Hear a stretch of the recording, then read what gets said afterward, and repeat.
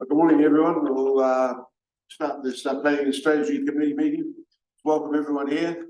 Just noting that the first three items are public, and item 4 onwards there's a recommendation that we go to public excluded. So for members of the public here, after item 3, we'll be closing the door and asking you to leave.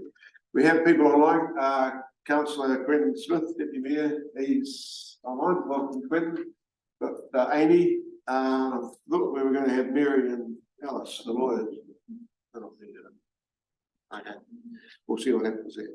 We're all here, so no apologies. I'm not sure if we normally take requests for leave from this committee, but anybody who want to be away from it? 24. No, okay, so there's no resolution required. Any declarations of conflict of interest based on the agenda? No? Okay. Public forum. We don't have any people registered to speak in public forum, is that correct? No matters lying on the table. The agenda page, there's a confirmation of agenda, that the agenda be confirmed without alteration. I'll move that. Is there a seconder? Second by Melissa. All in favour? Right. Carried. Thank you.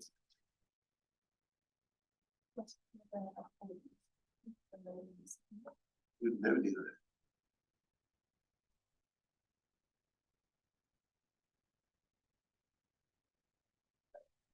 that. Confirmation of the public meeting minutes of the meeting held on the 14th of December 2023, being distributed or in the agenda. If there's any the resolution is the public minutes of the should be the 17th of December. 14th. Sorry, I just got it. So the public minutes of the 14th of December 2023 Planning and Strategy meeting being confirmed as a true and accurate, correct record. Someone like to move that? Moved by Gavin, seconded by Matt. Any discussion or any comments? Okay, all in favour? Carried.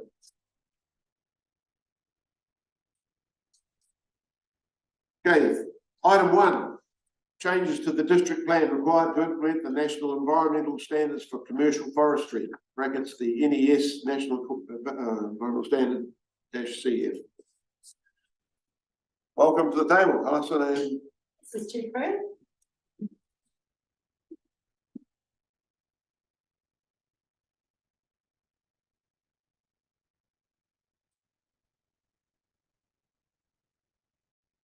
For this item, Jeffrey is author of the report, and we've got Amy online who's also been assisting in this process, and I'm just sitting here as support.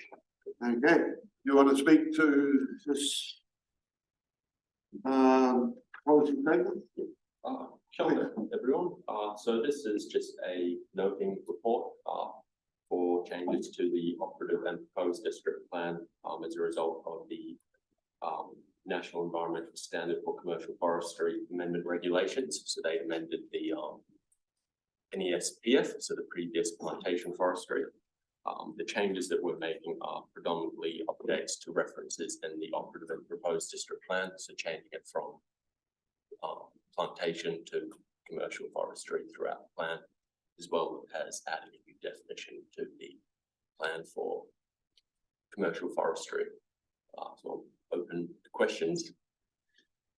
Okay, so I understand your placement all that's right. We don't have to do any further public consultation, but this is already.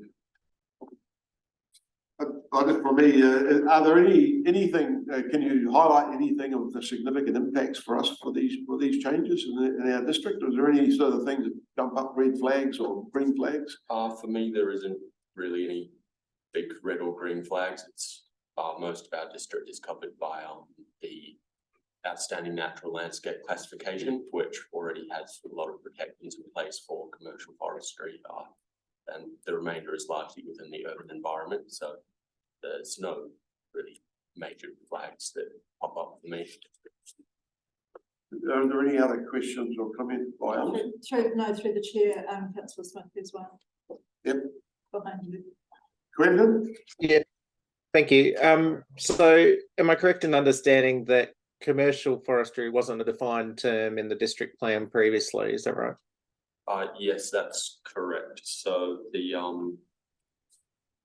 meaning of commercial, when the commercial forestry came out, it included a new definition which broadens out essentially the meaning of what's covered under the NESCF. So previously it was plantation forestry, where you plant your forest to chop it down, whereas now it is commercial forestry, includes like your carbon forestry, so for carbon capture. So that's based on exotic cover. So the defined terms that are impacted in the PDP, so forestry activity means the use of land primarily for the purpose of planting, tending, managing and harvesting of timber or wood production in excess of 1/2 hectare. Is that definition remain? Yes.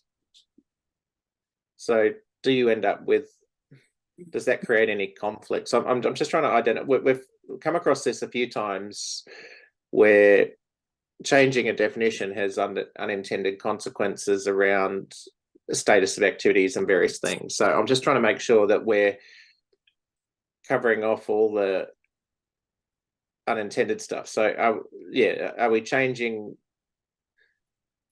forestry activity definitions or activity statuses in the district plan? No, we're not changing any of those. So the only thing that we're adding is that new definition for commercial forestry. Doesn't that create confusion as to whether something's a commercial forestry or a forestry activity?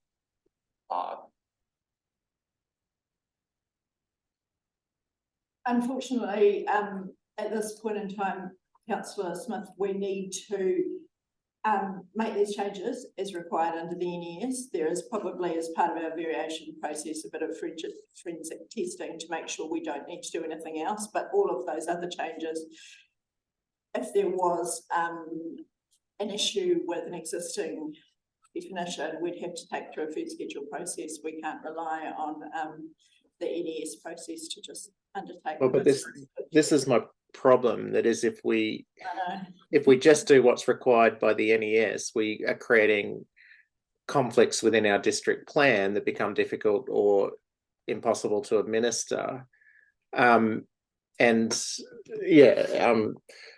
You end up with two definitions that either cover the same thing, or you end up with something that, and people then argue around whether it fits within one definition or the other to justify an activity. So it is a problem, and we do need to have clarity around.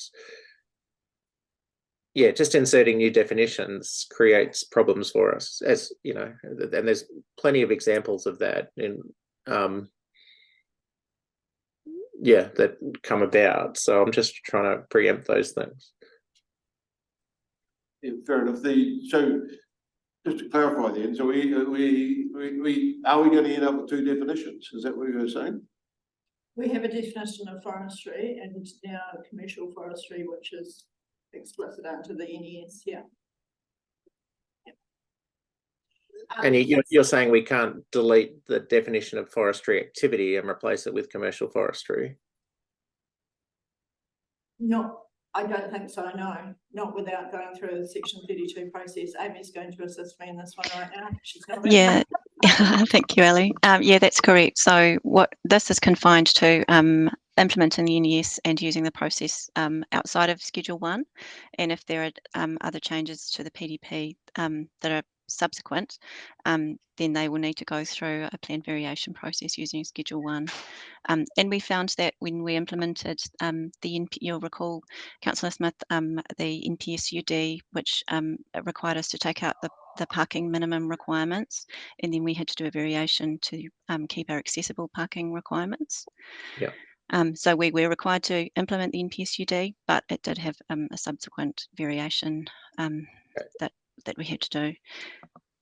Yeah, so look, we'll take that on board, Councillor Smith, thank you. We're going to look at what potential changes need to be made down the track to our existing forestry definition. And there might be some challenges in between in relation to commercial forestry versus forestry. We'll have to address those challenges until that variation. What's the time frame we have on implementing the NES? It was, MPS, sorry, is it MPS? So it came into force on the 3rd of November 2023 and has a requirement for us to implement it as soon as reasonably practicable after that date. What does that mean in terms of time frame? It means I think as policy planners are able to change the plan and amend it. Yeah.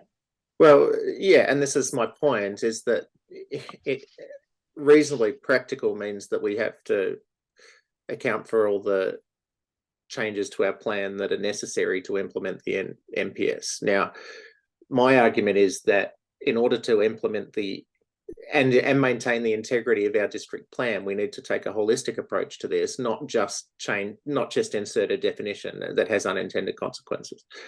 Now, I mean, this might be semantics, but it does have there can and may be consequences that we haven't foreseen because we haven't assessed it, and that we equally there's ongoing discussion around you know, the difference between exotic and native forestry in regard to carbon and the like. There's also issues around what I suppose future activities might be included in those definitions, things that we haven't foreseen. So what I would suggest is we need a much broader investigation of this in order to implement the NES and maintain the integrity of the district plan and the workability of the district plan. I don't think we can just simply insert a definition without assessing that. Well, that's right. Yeah, okay, but I thought we indicated that, you know, this is the first step, and then carry on, and we have to do variations like we did for the UD. They'll come out of it. Now, you're asking for a time frame for that. Is that what you're suggesting? Oh no, I'm asking for us to take a broader approach to it, because there's clearly a conflict of definitions, and that if there, so I suppose apologies does this then, we're just noting this report, but is there a resolution of council required to actually adopt those changes for the No. NES? No. There isn't. You're just saying they're just implemented by authority of the NES, is that right? Yes. So based on the coming in on November 23, you taken those that implemented that side of it, said to do it within time frame, but the subsequent variations it could take another period of time. Through this year. Well, that's all right. I think that's reasonably. I think that's reasonably practical. You know, we're, as soon as reasonably practical was the test or something that, and I don't think it's reasonably practical to do it until we've undertaken that. So. Yeah, look, I think it's a valid point. I think we can move forward with ensuring that what's required by the NES is undertaken, but look at the implications on the definition of forestry to see if there are any crossovers. If something meets the definition of commercial forestry within the definition, then it will be commercial forestry. There will be a period of time where there's crossover between forestry and commercial forestry. But it can, but it clearly.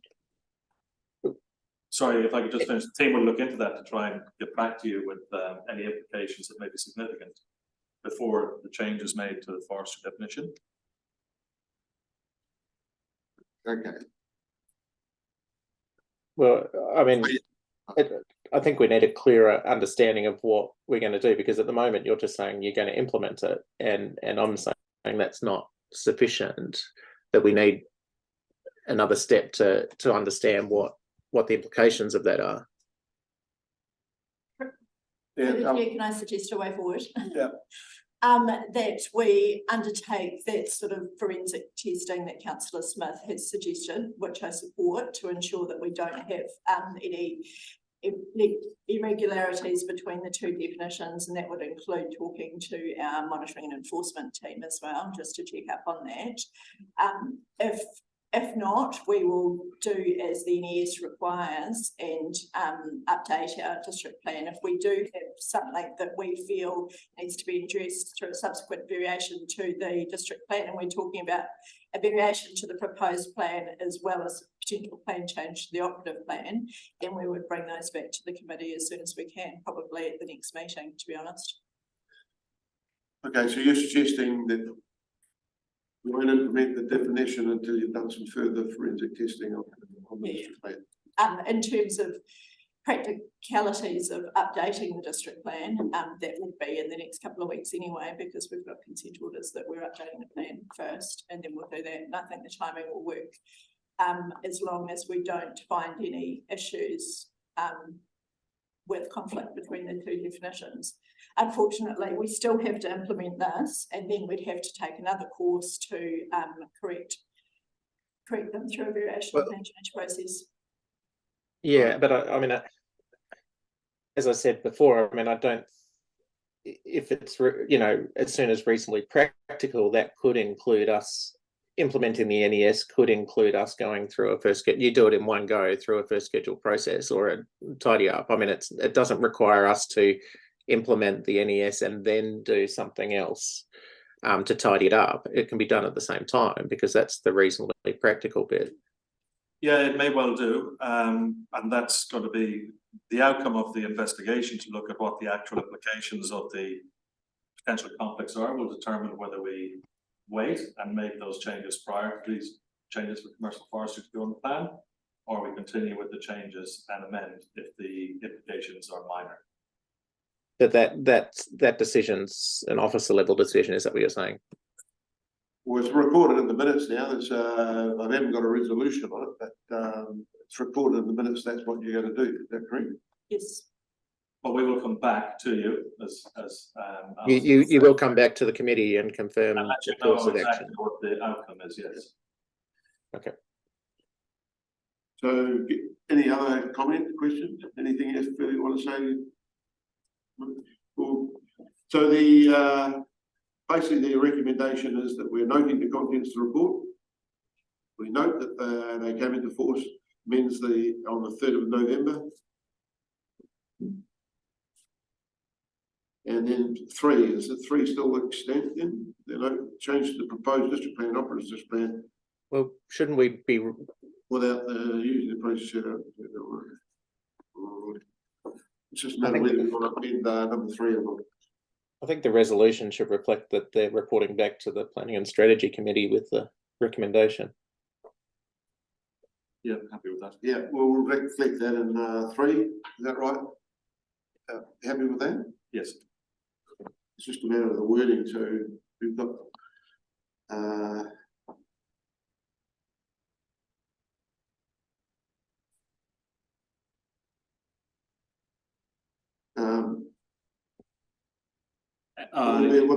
will the changes that will be required will be reviewed, so and reported back to and the required action reported back to Planning and Strategy Committee or something like that. Yeah, I think we can note the investigation of the potential conflicts with existing definitions will be undertaken and reported back to the Planning and Strategy Committee prior to the rules being adopted. Alison, you had your finger. I'm writing for you. You're right. I think that sounded pretty good. We've got it recorded. By the way, just for information, with this meeting is being recorded in video. Just got to mention that at the beginning. Yes, please, that would be great. My interpretation through the chair, the policy team will report back to a subsequent planning and strategy meeting if any further changes are required to the district plan to ensure plan integrity prior to the plans being updated.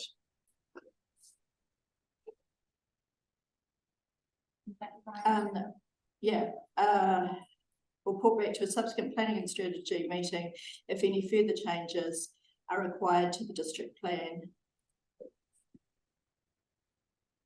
or plans can you put that in brackets, the S, yeah, to ensure plan integrity, comma, prior to the plans being updated.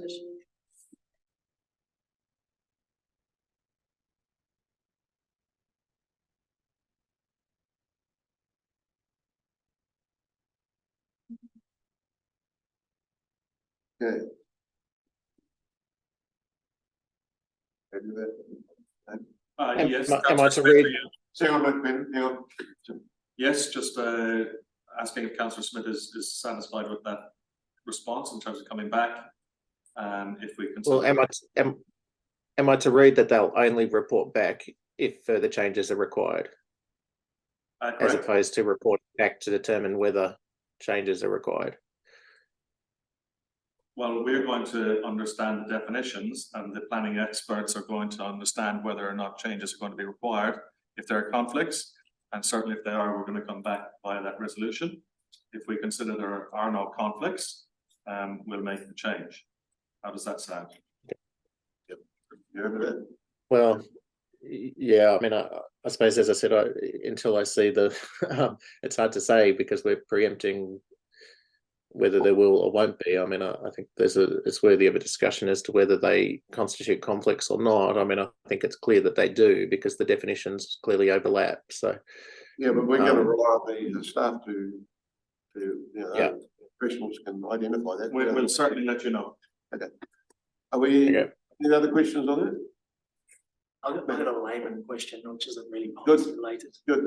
Might be useful for me anyway. So policy changes, I guess, as far as I understand it, has been driven nationally due to Gabriel and Cyclone last year, about a year ago now. In the situation closer to home, where we've had the Ben Lomond Reserve in September flooded and slash coming down, what is the tangible impact this potentially could have on the likes of sites like that? And I know I'm asking you to sort of crystal ball it a little bit here, but So there is some new rules just regarding slash management. I think in an example like what we've had up the hill, that's quite under investigation what's going on. I'm not too aware of it. So it sounds like there was construction for the whole sort of gondola facility. So I don't know the specifics to be able to say in that specific example, but there are new controls in place for slash management. So for example, you have to remove your wood that's on site if it meets the criteria, so that it can't be within a time frame. Yeah,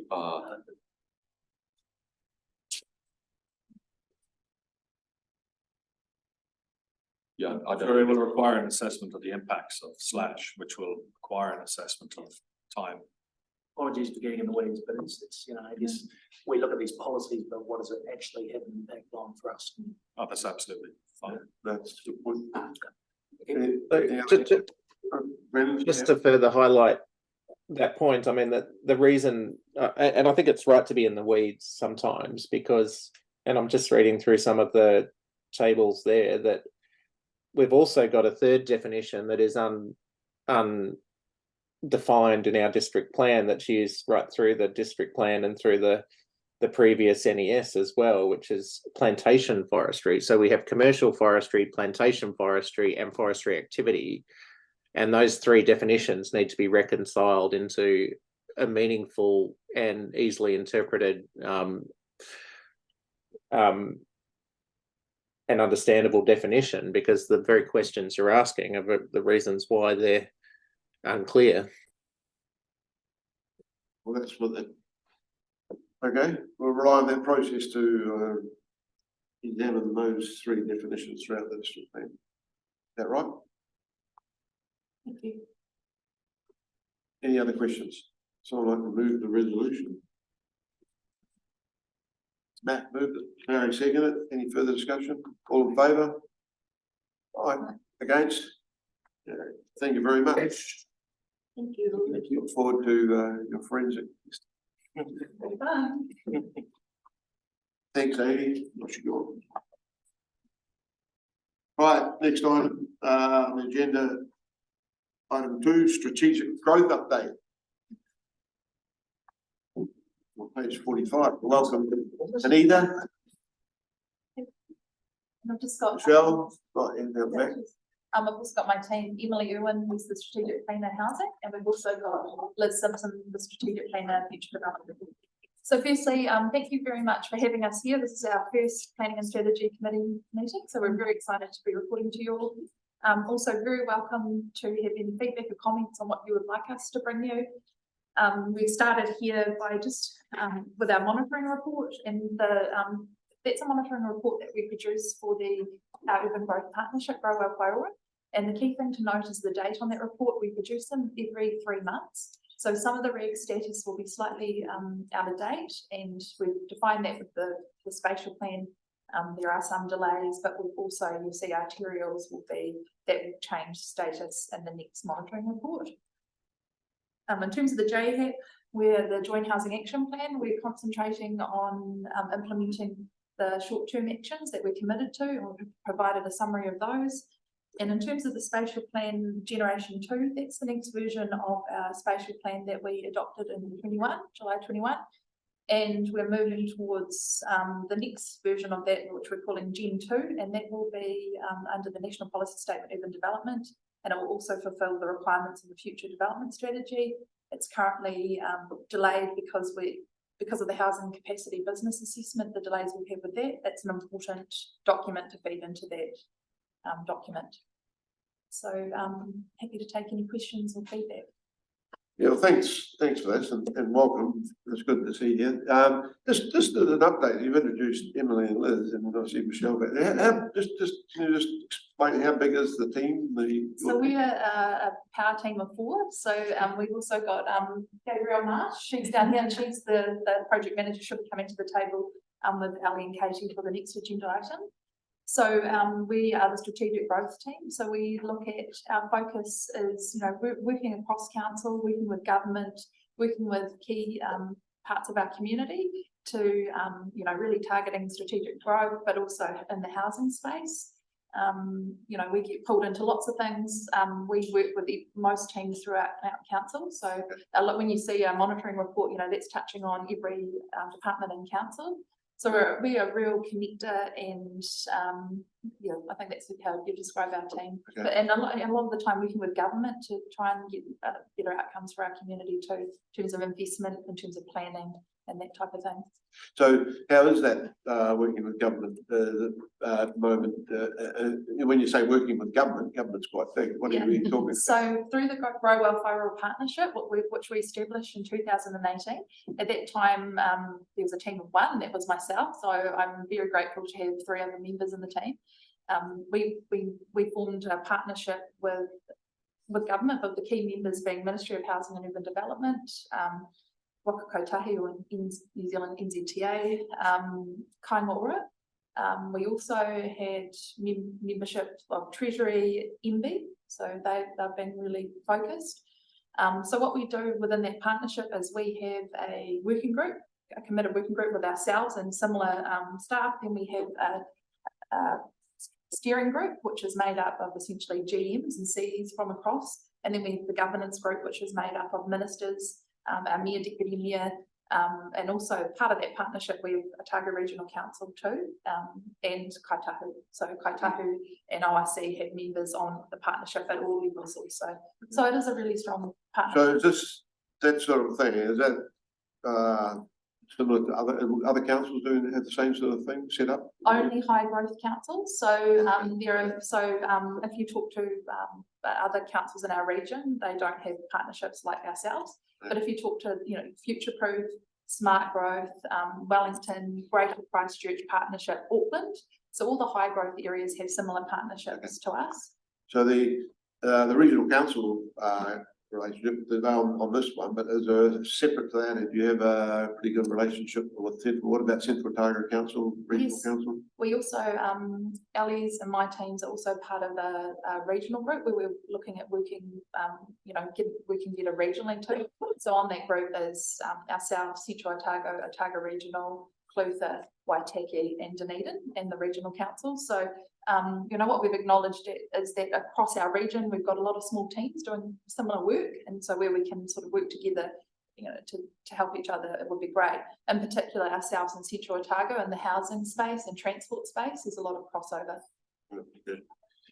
I don't know the best way to deal with this. Anybody got any high level questions or comments, or we just flick through? I think it's a great report. Yeah, I can see some of it, hopefully some of it's a wee bit out of date because we had some changes. There are a few terms in here that I've just want to explain and understand a bit better, but have anybody else got any questions or comment before we get? Matt? I'm just really interested in the 5 outcomes that you've identified, or the organisations have identified. Which one is the low-hanging fruit? Which one's the most challenging, or are they all just as challenging as each other? They are all, is it the 5 outcomes of spatial plan general? Yeah. They are all challenging but interconnected, you know, so if you do the consolidated growth with more housing choice, the neighbourhoods that meet our everyday needs, you know, public transport. At that time when we produced Generation 1, transport, housing, sprawling, economic diversification that came after COVID, and the destination management are all key and still really key issues now. And they were all critical things that we saw that our spatial plan needed to address. So they're all interrelated. I mean, you can't separate the destination management without looking at public transport, the impact it has on infrastructure, and also the impact that has on housing, and then vice versa. So they're all very much interrelated. And what hangs over all of those outcomes is infrastructure delivery and the efficiency and the ability to be agile and meet up with that demand. So that's why infrastructure, and that may be something that we test with this, you know, moving forward, is infrastructure is the enabler of all of it. So without it, you know, we can't achieve consolidated growth. We can't achieve neighbourhoods that meet our everyday needs. Yeah. Okay. I just look at those 5 and I'm a team of 4 putting out a lot of work for. Although we're a team of 4, we work across councils, so we report to every, I'd say, basically every GM, you know, so our work is always, so even though we're only a team of 4, our team, we work very closely with Ali's team, now Robert's team in infrastructure, Jeannie and Simon. These are real, so even though we're small, we do cut across lots of teams. I mean, ideally we would be a massive team, but I feel like every team would say that, if you know. So we can't. So, but even though we're only a team of 4, we are actually a team of 500. You know, of all the people that work in this council. So yeah, very good collaborators. We try to be. Yeah, okay. There's still a lot because of this cross council stuff. There's a lot of things in here which you know, we would address. Some will address through the infrastructure committee, some through the community board, and yeah, just on updates. Because there's a few things here like, you know, crikey, you need an update on that. But that we won't do that now. But this is one thing I most probably should know a bit more about: the 3 Water Better Off Fund. Yes. And you talk about their recruiting a new funding officer role to be recruited at the end of 2023. Can you explain? Yeah, I should know about this, but I don't. Yeah, that is no longer happening. So that will be an update. So that's been a change through the RTP. But essentially with the 3 Water Better Off Fund at the time that was put to council, and it was agreed that our 3 Water Better Off Fund will be used to implement our spatial plan. So we've been able to, and you'll see through the infrastructure committee, things like the travel demand management, we've got money through that. And then NZTA are able to match some of that with their local share, so we can sort of double the money. We're also using it to implement the destination management plan, the economic diversification plan, parts of the community partnerships work, and also some of our structure planning. So it is, that fund has been really beneficial to us to be able to, you know, do something. The name's always misleading, I suppose. Yeah. Okay. I'm just flicking down to page 54. Has there been any response from government about the accommodation supplement areas? No, there's been a delay on that with the new government coming in, and so there's an extension to the time frame. I'm not sure exactly what that is, but we're expecting to hear back from them by the next partnership steering group that Anita mentioned as part of our wider partnership. But basically every meeting we have, we mention the accommodation supplement boundary. It's, you know, this has been something we've been talking about with them for the last 6+ years. So. Yep. Okay. Yeah, some of the, like I said, we'll be addressing others. We've got a session. I know the community board was quite keen to talk to your travel Andrea and transport manager, about some of the transport stuff in Tony here. Pickard, yes, yeah. Tony Pickard, yeah. So that's another team we work very closely with. Yeah, so, just for this committee's information, there, Monica is quite keen on having a session. They've got one plan with the community board to understand some of these spatial plan type activities.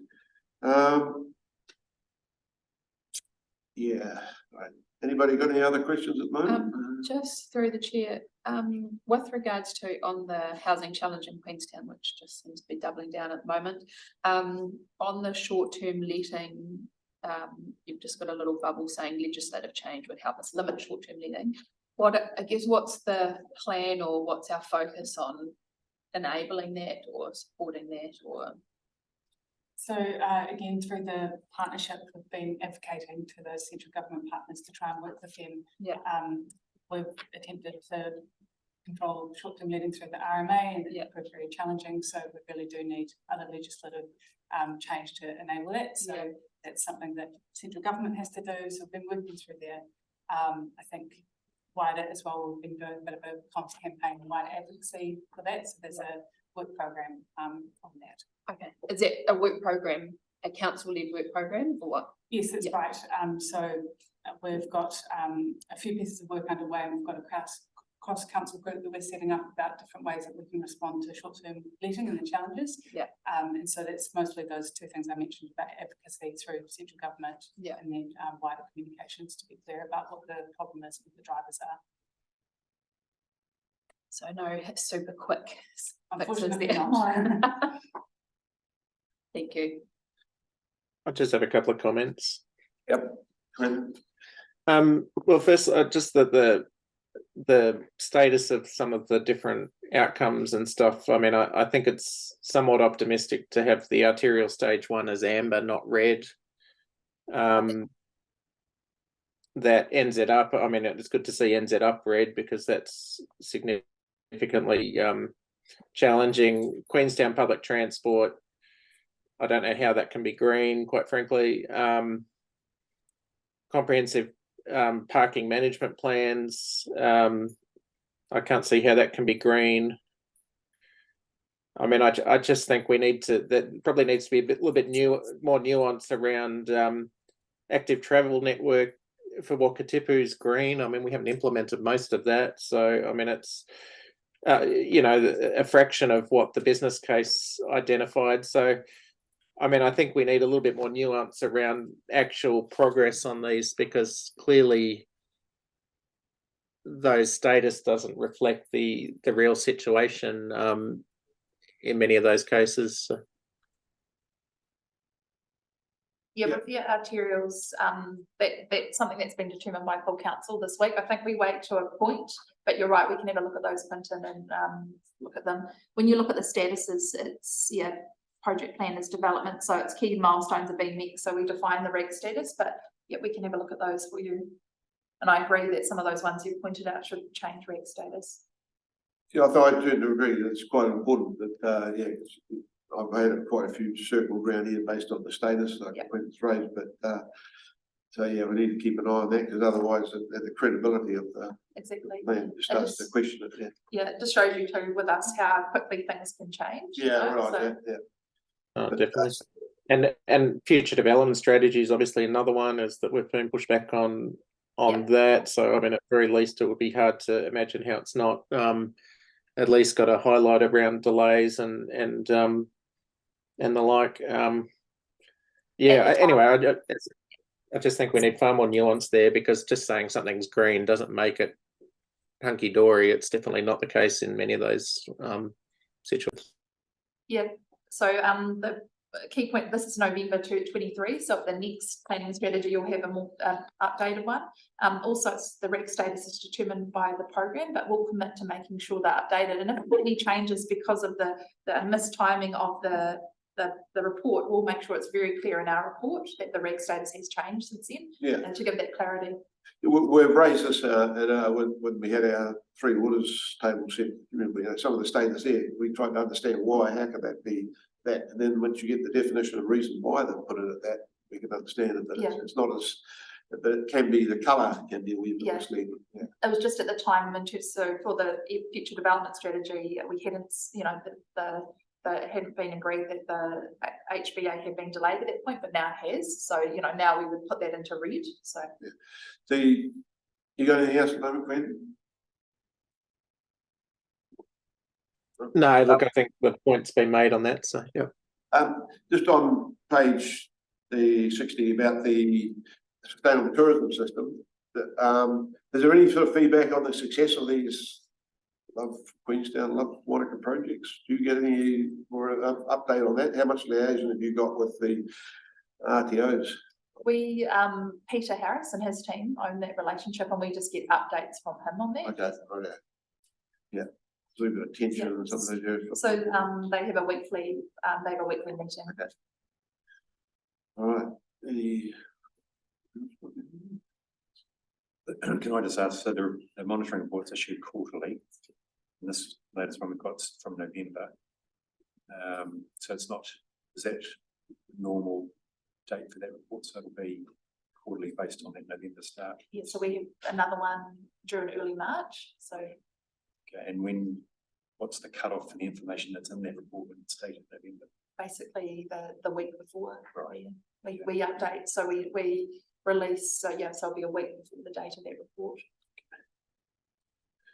Has it got a specific date, or is it just say November? We can put the specific date if you like. Just so we know how Yeah. current it is, you know, when Yeah. things are changing. We could also put them directly onto the website at the time, so then once they are confirmed, we can have that so that communities can see up-to-date data. okay, the on the updates, because this, I guess you get updates from the various groups, like, you know, they had that technology Queenstown launch the other day, and Yeah. there was that sort of thing. Wanaka's starting a group to look at an Abbeyfield thing from the housing side, so that sort of thing, I guess, will feed into subsequent reports. Is that Yeah. right? Okay.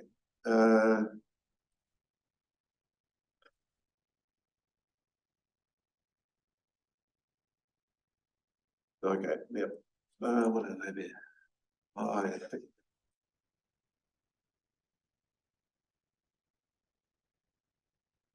Yeah, I guess it'll be, where is the inclusionary zoning thing still progressing, is it, to a hearing, or is that what's happening?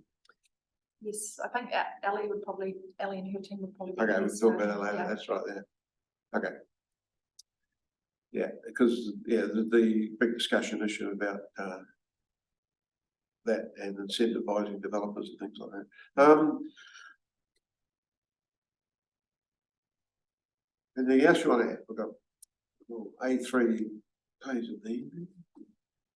The housing challenges. Through the chair, quick question, when does the census data come out? Has that come out in terms of the empty houses? May onwards. Yeah, yeah. Is that going to be a whole year late? Well, it's the.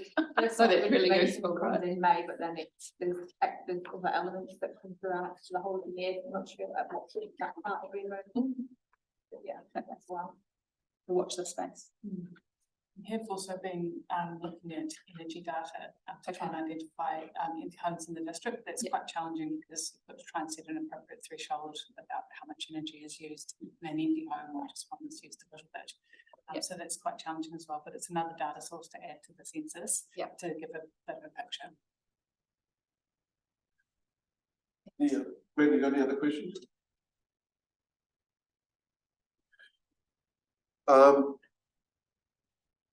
Any other questions around the table? Well, I think, really appreciate Courtney. I think it's really good to highlight the actual work going on in your little group and how you're trying to bring it all together for all of council. I really appreciate it. I think it's good. Hopefully you will continue to bring this to this committee. We don't want to create a whole lot of extra work for you, but the updates have got to be produced anyway, I guess, and take on board some of the comments, and we'll grow it from there. Does that make sense? Yeah, no, thank you for the comments, yeah.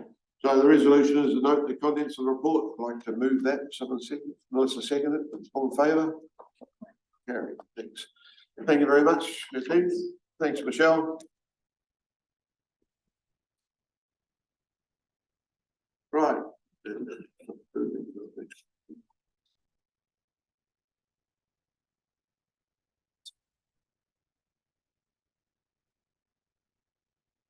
Okay,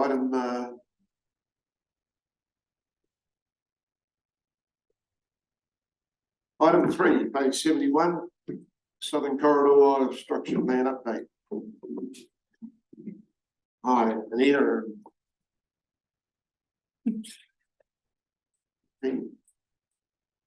So the idea is to report on the, an update on the works to date on the Southern Corridor, processes that have been through so far.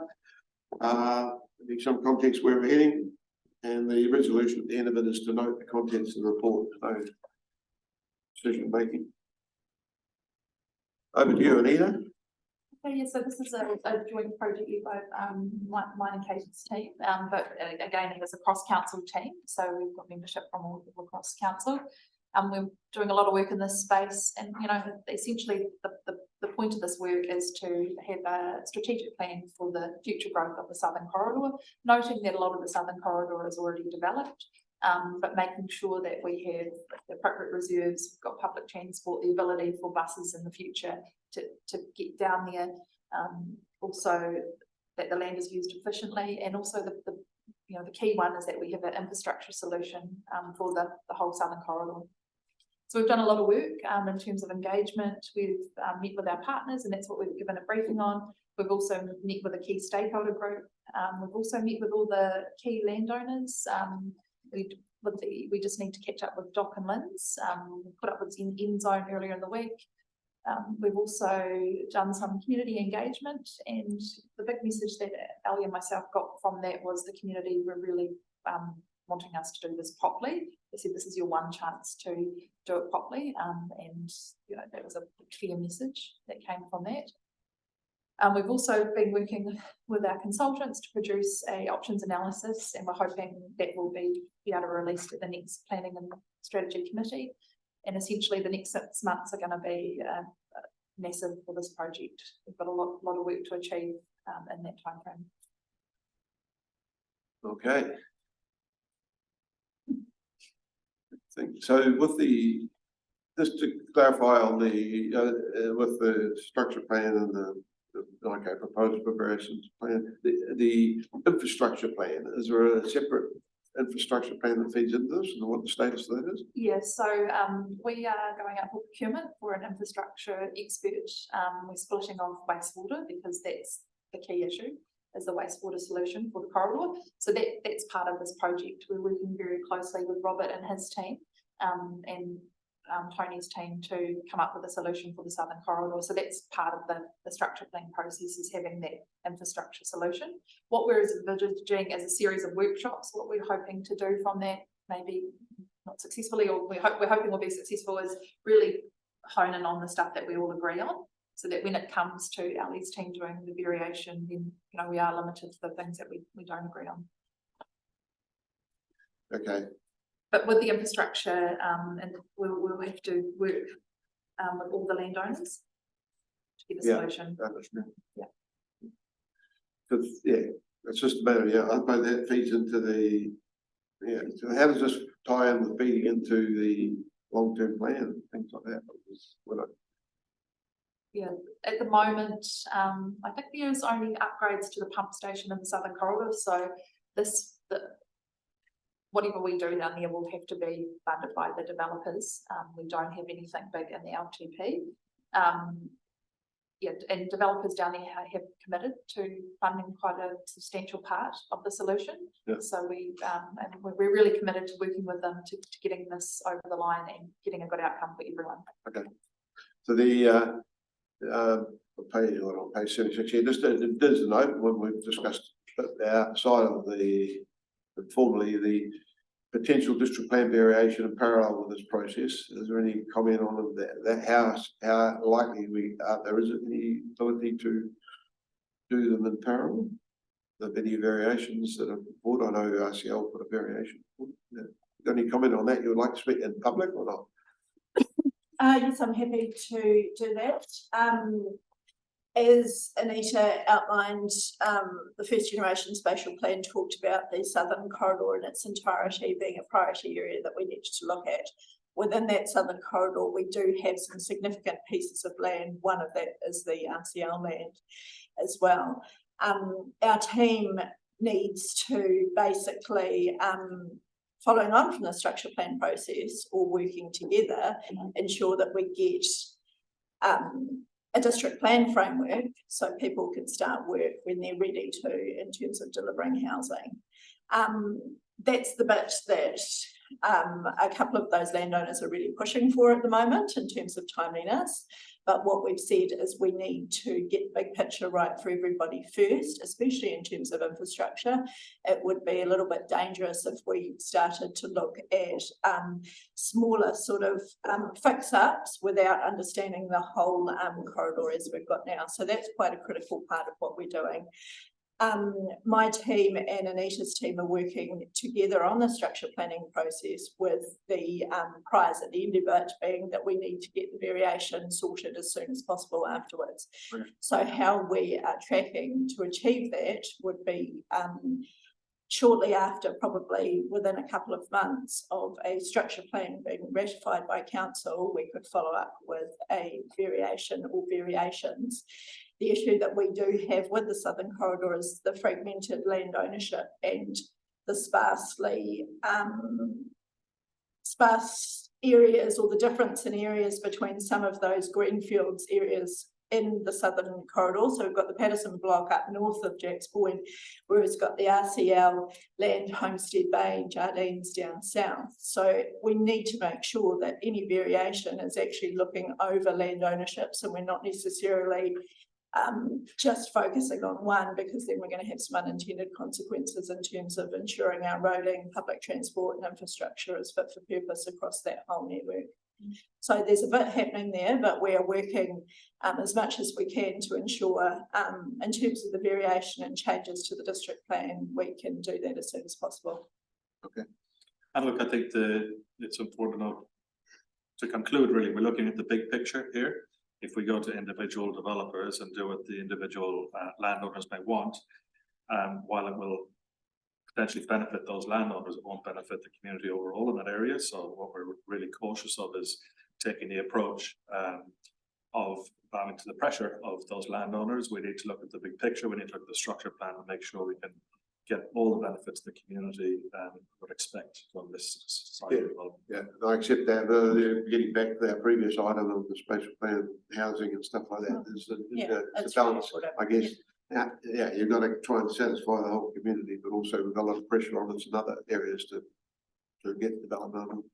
The comment you keep making here about the Skydive Airstrip, I thought that lease was ending and it was moving anyway. Is that still an issue or not? Yeah, I think they have about 7.5 years of their existing lease. Okay. Yeah. Okay, any other, Barry? Thanks, Chair. Just bigger picture question, with the proposed government fast track consent process and expert panel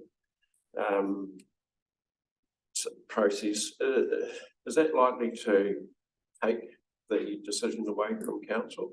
And decisions, could prospective landowners potentially refer this through the fast track consent process and the expert panel, because once it gets into that process, the chances of it being turned down are pretty remote. And I'm just concerned that maybe that might take the decision-making process away from council.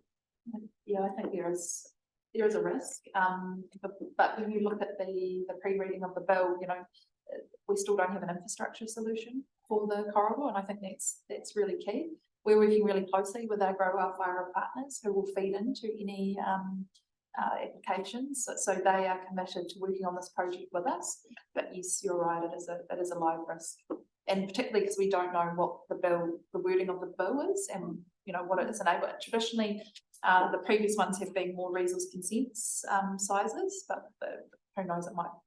So can I just through Mr. Chair, I've actually done some of the analysis on the legislation just last week, and also attended 2 sessions, one with an MFB session, and then MFB also did a dedicated local government session, which Dave and I attended for select people.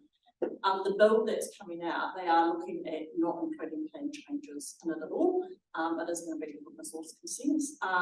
Interestingly enough, Tauranga and Hamilton raised that they would quite like plan changes in there, but only if council could be the one to drive them, not the private developers. And then the other thing is it's mainly around big projects and infrastructure, and it's going to be basically projects of national, regional significance. But the interesting thing was they still do have a catch-all housing development in it, and we expressed really strongly last week twice to MFB that we really want them to define what that means, because what they were talking about in those meetings were like Kaingaora and HUD type government-led housing developments. But we said if you just leave it generic as just housing developments, we could get all sorts going through that process. So certainly we're on top of it, and also we've been, as I say, very lucky that we've actually Mike Teelan hooked up that we could actually link into these quite high level groups, talking to MFB directly on the bill. So the bill's due to come out on the 7th of March, and there'll be about a 4 to 6 months select committee process. Council's got the ability to submit during that select committee process, but this early engagement was really to try and target them to really think about getting some key stuff into the bill that we're concerned about. So yeah, definitely a live thing that we're across. Yeah.